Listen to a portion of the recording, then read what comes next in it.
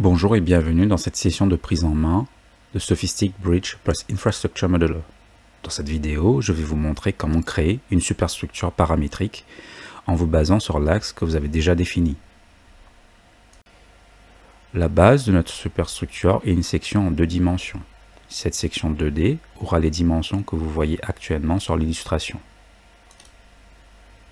Nous allons créer 2 poutres à partir de cette section.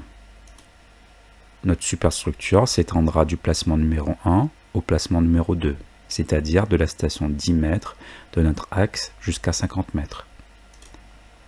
Ici, nous prévoyons un espace de 10 cm, après quoi notre deuxième poutre monotravée débutera et ira jusqu'au placement numéro 3 à 80 mètres. Nous souhaitons également faire varier la hauteur de notre superstructure. Cela peut se gérer facilement via des variables. Ces variables sont rattachées à l'axe principal et peuvent être associées à un paramètre de la section 2D, par exemple la hauteur des éléments de la superstructure. Nous allons renseigner cette hauteur en fonction du stationnement de l'axe, puis l'affecter aux paramètres de notre famille de sections. Dans Revit, nous avons déjà préparé l'alignement de l'axe. Nous pouvons donc simplement passer à l'application Sophistic Bridge plus Infrastructure Modeler et poursuivre avec la superstructure.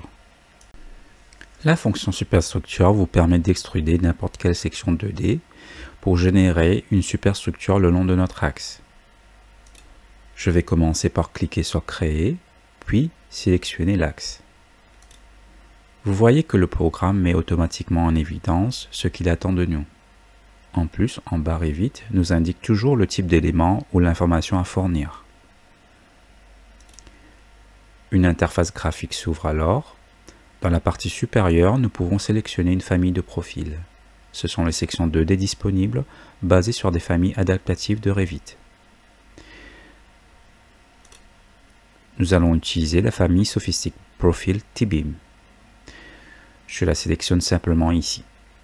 Sur la droite, vous voyez immédiatement un aperçu de la famille choisie. Elle sera extrudée le long de l'axe. La liste des paramètres affichés provient de la famille 2D elle-même, et nous pouvons lui affecter des propriétés supplémentaires. En bas, on voit des valeurs 2 et A. C'est là qu'on peut préciser que la superstructure va du placement numéro 1 au placement numéro 2. Selon la description, nous avons une poutre monotravée du placement 1 au placement 2, puis un espace et nous continuons du placement 2 au placement 3. Cela implique d'ajouter un décalage supplémentaire au placement numéro 2. Je règle celui-ci à -0,05. En bas, je peux attribuer un matériau à la superstructure et définir éventuellement une catégorie. Je pourrais aussi prendre en compte la rotation des placements afin de créer une coupe inclinée de la superstructure. Enfin, je peux configurer d'autres propriétés spécifiques au logiciel. Petit rappel, vous pouvez toujours appuyer sur F1 pour ouvrir la documentation en ligne Sophistic et en savoir plus sur chaque paramètre. Je clique sur OK et comme la création est immédiate, le programme génère la superstructure. Je peux maintenant utiliser le View Cube pour examiner la structure de haut. En zoomant sur le placement numéro 1, on voit qu'elle commence pile à ce point. En zoomant sur le placement numéro 2, on constate la prise en compte du décalage de 5 cm. Pour créer la seconde partie, j'utilise la commande copier afin de recopier tous ces paramètres et de les appliquer à une nouvelle superstructure. Je sélectionne la superstructure initiale et constate qu'elle va du placement numéro 1 au placement numéro 2. En changeant ces valeurs, je peux faire en sorte qu'elle aille désormais du placement numéro 2 au placement numéro 3.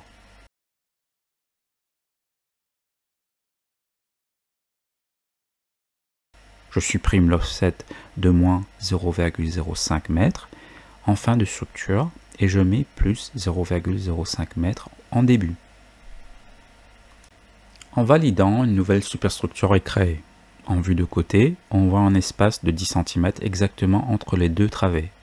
Nous allons maintenant introduire la variation de hauteur de la superstructure. Pour cela, nous devons ajouter les informations à l'axe. Je vais donc dans les commandes d'axe de Sophistic Bridge plus Infrastructure Modeler et choisis Modifier. La commande me demande de sélectionner un axe, après quoi je ne touche pas à l'alignement mais ajoute un variable. Je crée donc une variable sous le nom hauteur. Le programme me propose différents types d'unités, angle, pente, nombre, etc. Mais je reste sur longueur. Les stations de départ de chaque placement et de fin d'axe apparaissent automatiquement. Je peux ajouter ou modifier ces stations en double-clic. L'objectif est le suivant.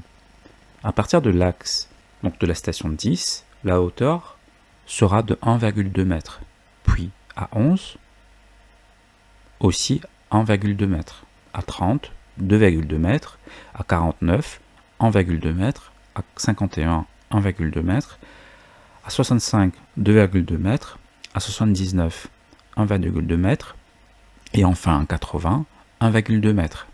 Le graphique en haut montre cette variation.